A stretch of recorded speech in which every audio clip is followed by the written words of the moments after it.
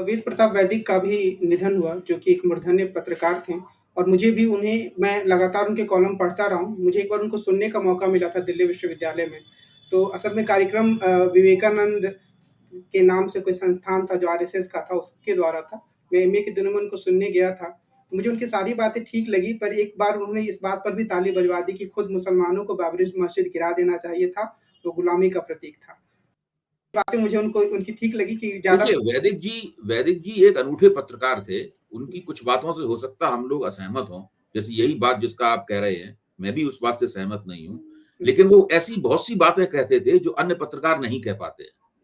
हुँ, अगर हमें वैदिक जी के काम की समीक्षा करनी हो तो 2 बातों पर हमें ध्यान करना होगा। पहली बात तो ये है कि वो जवाहरलाल नेहरू विश्वविद्यालय में अपनी थीसिस को हिंदी में लिखने के लिए उन्होंने एक पुराने ज़माने में जब कोई इस बारे में सोचता था, उन्होंने बड़ा क्रांतिकारी काम किया और बहुत संघर्ष किया।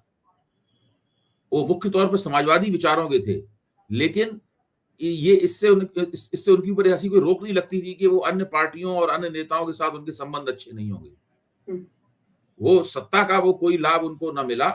देखिए पिछले दिनों वो हाफिज़ सईद से भी मिलने चले गए थे हुँ, और मिल के आए। जब उनसे ये कहा गया कि भई हाफिज़ सईद से मिलने क्यों गए? ये तो भारत का दुश्मन है। उसने कि मैं तो पत्रकार हूँ, मैं किसी से मिल सकता हूँ। आप बताइए आज के किसी और दूसरे पत्रकार में इतनी हिम्मत है कि वो ऐसा कर सके?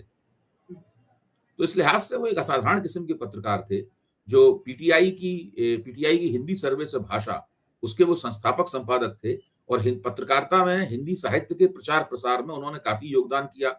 अंतर्राष्ट्रीय मामलों पे उनकी गहरी जानकारी थी, उनकी अकादमिक योग्यताएँ, उनकी पीएचडी अंतर्राष्ट्रीय मामलों के ऊपर थी, कई भाषाएँ जानते थे, सारे देश में बहुत घूमे थे, बहुत सारे विदेशी नेताओं से भी उनके संपर्क थे और लगातार उनके बारे में लिखते रहते थे कि फलाने से मेरी दोस्ती है, अमुक से मेरी दोस्ती है, मैं उससे वहाँ मिलने गया।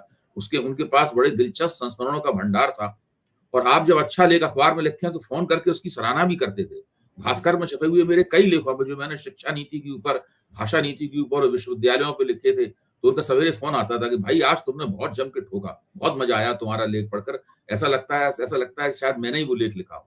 हुँ, तो इस प्रकार की बातों से वो मेरे ऐसे जो उनसे जूनियर हैं, कनिष्ठ हैं, उनकी हौसला अफ़ज़ाई भी किया करते थे।